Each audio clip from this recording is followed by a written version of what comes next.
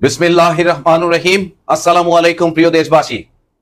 বর্তমানে ছাত্রদের ন্যায্য কোটা আন্দোলনের প্রেক্ষিতে সকল প্রকার দমন, নিপীড়ন, নির্যাতন যখন চরমে পৌঁছেছে, ঠিক তখন দেশের সকল শ্রেণী পেশার মানুষ এর প্রতিবাদে রাস্তায় নেমে এসেছে।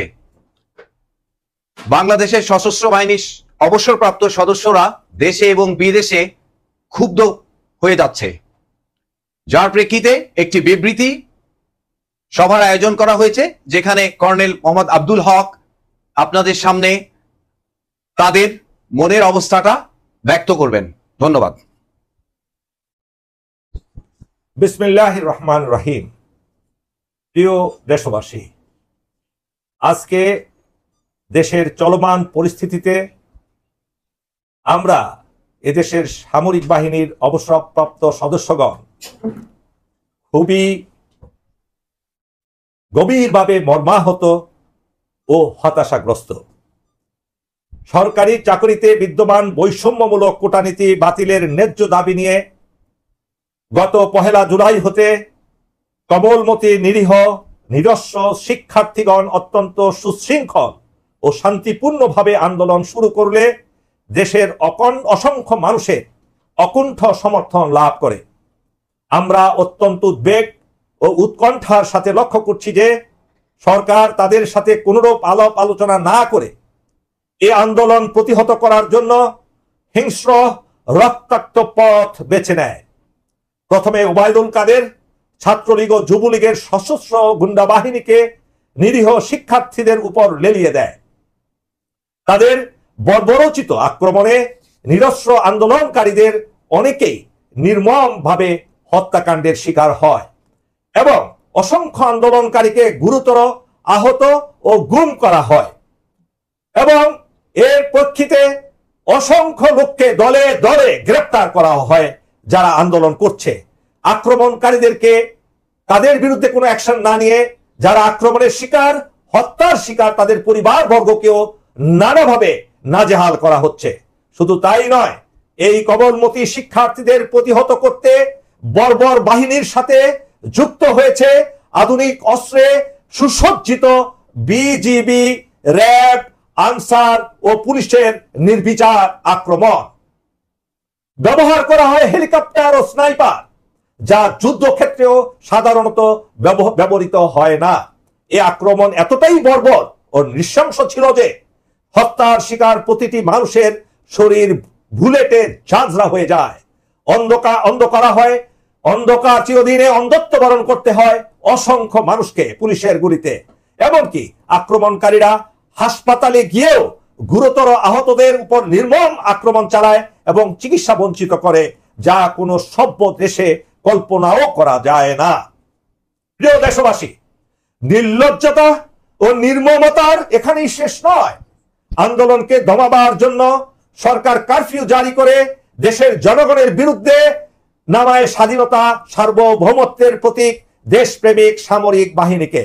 লক্ষ্য করলাম জাতিসংঘ মিশনে ব্যবহৃত এপিসি ও অন্যান্য অস্ত্র সরঞ্জামাদিও ব্যবহার করা হয় শান্তিপূর্ণ সমাবেশে।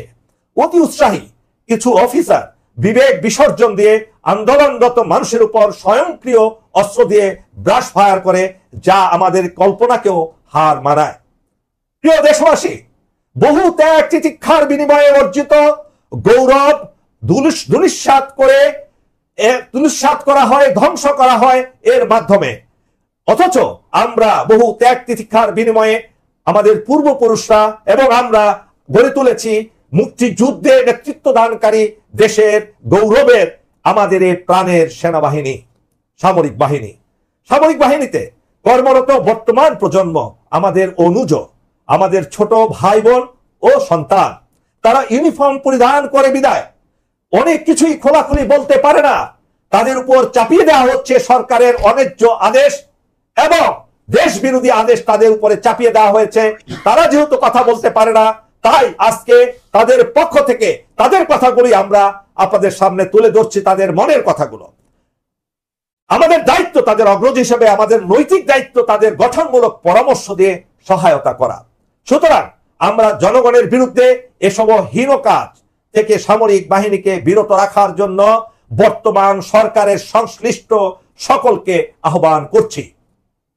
প্রিয় দেশবাসী, এত অল্প সময়ে নিজ দেশের মানুষের শান্তিপূর্ণ আন্দোলনে রাষ্ট্রীয় অর্থে লালিত বাহিনী সমূহের মাধ্যমে বিশাল এ হতাহতের নজির বিগত 100 বছরের ইতিহাসে এদেশে তো বটেই, বিশ্বের কোথাও মিলবে না। এমন হত্যাকাণ্ডের নিন্দা বা ধিক্কার ও প্রতিবাদের উপযুক্ত ভাষা আমাদের জানা নেই। বিপুল প্রাণহানির দায় অবশ্যই সরকারের, এবং এ সরকার সম্পূর্ণভাবে একটি অবৈধ সরকার। সাংবিধানিক শপথ ও আইন উপেক্ষা করে, তোয়াক্কা না করে সরকারের একাধিক মন্ত্রী প্রকাশ্যে চরম উস্কানিমূলক দায়িত্বহীন ভাষায় শান্তিপূর্ণ আন্দোলনকারীদের উপর তাদের লালিত গুন্ডা বাহিনীকে ঝাঁপিয়ে পড়ার নির্দেশ দেয়। এতে আমরা সমগ্র জাতি ও আন্তর্জাতিক সম্প্রদায় হতবাক, স্তম্ভিত, ক্ষুব্ধ, ব্যথিত ও গভীরভাবে মর্মাহত। তীব্র নিন্দা জ্ঞাপন করছি সে সকল জনবিরোধী, দেশ বিরোধী নেতৃত্বের বিরুদ্ধে। রাষ্ট্র যখন আক্রমণকারী হয়, জনগণ বিচার চাইবে কার কাছে?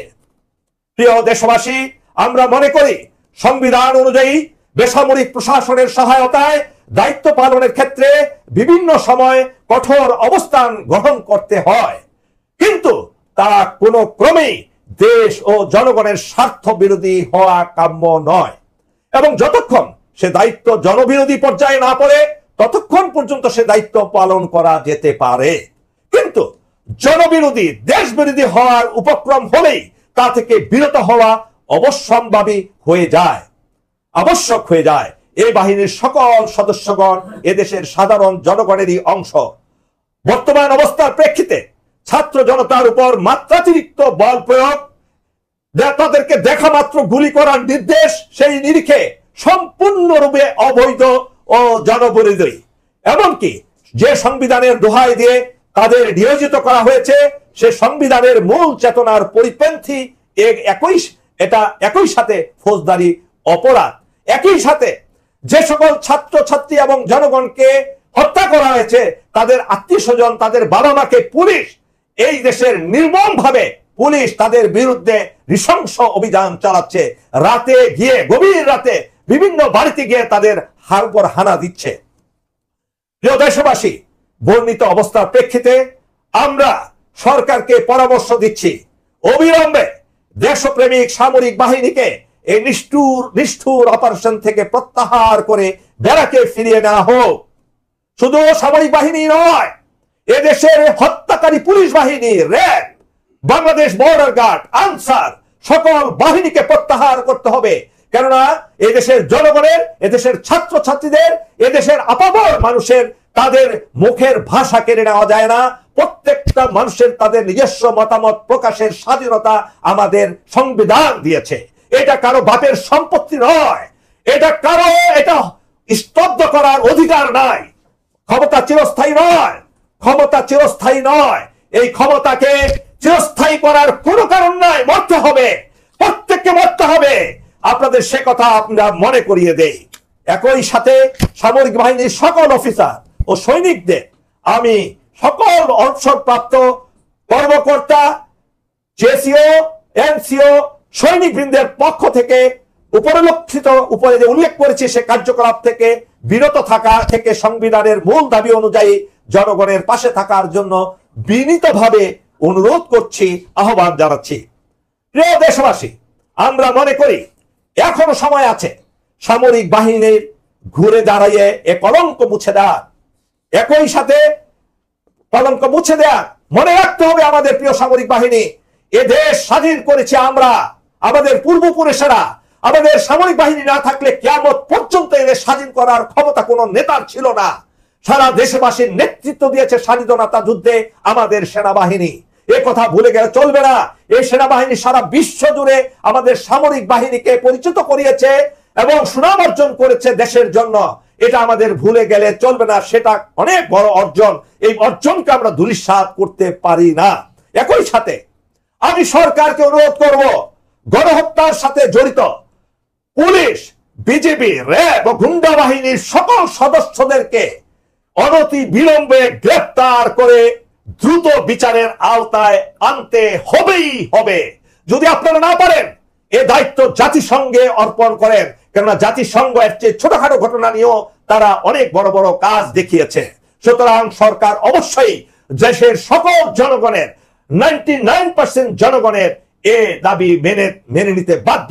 একই সাথে একটি প্রতিবেশী দেশের নির্মম নির্লজ্জ উপদেশ থেকে বিরত থাকার জন্য আমরা অনুরোধ করছি।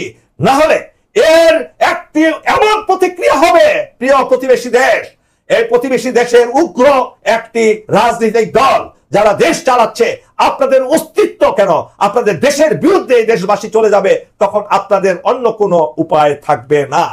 প্রিয় দেশবাসী, পরিশেষে আমি বলতে চাই, আমরা বিশ্বাস করি জনগণ এখনো সামরিক বাহিনীকে তাদের আশা ভরসা স্থল হিসেবে বিবেচনা করে। সামরিক বাহিনী সদাচরণশীল হলে, মানুষের সাথে সৎ ব্যবহার করলে, মানুষের মতো ভালো ব্যবহার করলে জনগণের সে আস্থা ফিরে অবশ্যই আমরা পাবো। আমরা সেই সামরিক বাহিনী পেতে চাই এবং পূর্বে আমাদের যে বিশাল অর্জন, সে অর্জন কোনোভাবেই আমরা হারাতে চাই না। তবে তা হতে হবে পরিস্থিতি খারাপ হওয়ার আরো আগেই। সে নিশ্চয়তা আমরা আমাদের অভিজ্ঞতার আলোকে দিতে পারি। আমরা মনে করি দেশের মালিক জনগণ, কোনো ব্যক্তি নয়। দেশের মালিক জনগণ। আবারও বলছি, দেশের মালিক এ দেশের জনগণ। এটা গণপ্রজাতন্ত্রী বাংলাদেশ, এটা বাংলাদেশের মানুষের দেশ, কারো ভোটের দেশ নয়, কারো পৈতৃক সম্পত্তি নয়। কোন দেশের সাহায্যে আমরা স্বাধীনতা অর্জন করিনি। 30 লক্ষ শহীদের বিনিময়ে দেশের স্বাধীনতা অর্জিত হয়েছে। অসংখ্য মা বোনের ইজ্জত লুণ্ঠন করা হয়েছে। লক্ষ লোকের এ দেশের মানুষকে বিসর্জন দিয়ে আমরা স্বাধীনতা অর্জন করেছি, কারো দয়ায় পাইনি। উপর আল্লাহ, মহান আল্লাহ পাকের সাহায্যে, আল্লাহ পাকের ইচ্ছায় আমরা স্বাধীনতা অর্জন করেছি। কোন দেশ যদি দাবি করে তারা আমাদের স্বাধীন করে দিয়েছে, সেই কাপুরুষদের বলতে চাচ্ছি, তাহলে আপনারা স্বাধীনতার যুদ্ধের শেষ প্রান্তে সেই দেশে দখল করতে আসতেন না। আপনাদের বিশাল সংখ্যক সেনাবাহিনী নিয়ে এসেছিলেন এই দেশকে দখল করার উদ্দেশ্যে, স্বাধীন করার উদ্দেশ্যে নয়। তাই আমি সারা দেশবাসীকে আহ্বান করব, আমার প্রিয় সেনাবাহিনী, সামরিক বাহিনীকে আহ্বান করব, চলুন আমাদের নিজেদের দেশকে রক্ষা করার দায়িত্ব আমাদের।